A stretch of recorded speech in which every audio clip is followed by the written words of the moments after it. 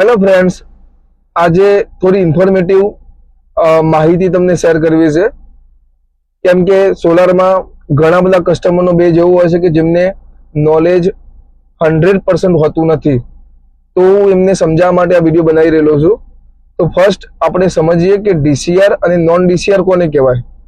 ડીસીઆર no meaning થાય છે domestic content requirement.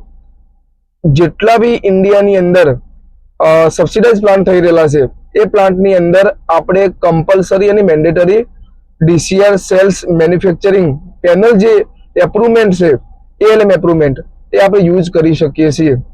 હવે નોન ડીસીઆર કોને કહેવાય કે ઇન્ટરનેશનલી જેટલી બી પેનલ મેન્યુફેક્ચરિંગ કંપનીઓ છે એ કંપનીઓ ઇન્ડિયાની અંદર નોન ડીસીઆર ફિલ્ડની અંદર પેનલ વેચી શકે છે અથવા સેલ કરી શકે છે.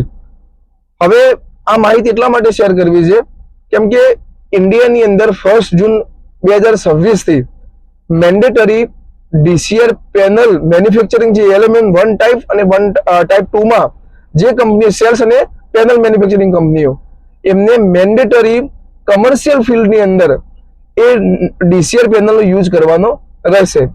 હવે આમાં ફરક શું પડે? અત્યાર સુધી ઇન્ડિયામાં સબસિડાઇઝ પ્લાન્ટ કરાવવા હોય તો ડીસીઆર કમ્પલસરી હતું અને કમર્શિયલ એટલે કે નોન સબસિડાઇઝ પ્લાન્ટ કરાવવા હોય ઇન્ડસ્ટ્રીયલ હોય કે કમર્શિયલ હોય એમાં નોન ડીસીઆર પેનલ યુઝ થતી હતી. હવે આનાથી પ્રોજેક્ટ કોસ્ટમાં 1 જૂન 2026 થી જાજો ફેર પડી શકે છે. કેમ કે અત્યારે જે પ્લાન્ટ કમર્શિયલમાં થઈ રહેલા છે એ નોન ડીસીઆર પેનલમાં થઈ રહેલા છે. હવે નોન ડીસીઆર અને ડીસીઆર પેનલમાં બંને વચ્ચે 40% કોસ્ટમાં ફરક છે. હવે સમજો કે તમે 1 જૂન પછી સોલાર પ્લાન્ટ કમર્શિયલમાં લગાવશો ત્યારે તમારા પ્રોજેક્ટ કોસ્ટમાં 40% વધારો આવી શકે છે.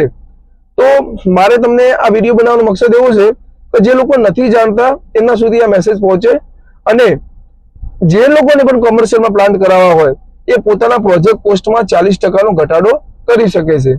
તો ડીસીઆર અને નોન ડીસીઆર પેનલમાં મેન્ડેટરીની અંદર જ્યારે 2026 1 જૂન 2026 આવશે ત્યારે મેન્ડેટરી ડીસીઆર સેલ્સ એપ્રુવમેન્ટ પેનલ યુઝ કરવી પડશે અને કમર્શિયલની અંદર આ ડીસીઆર પેનલ યુઝ કરવાથી 40% વધારો આવી શકે છે.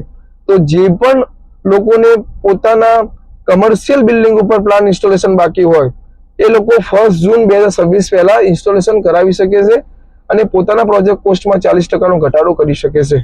Okay, thank you.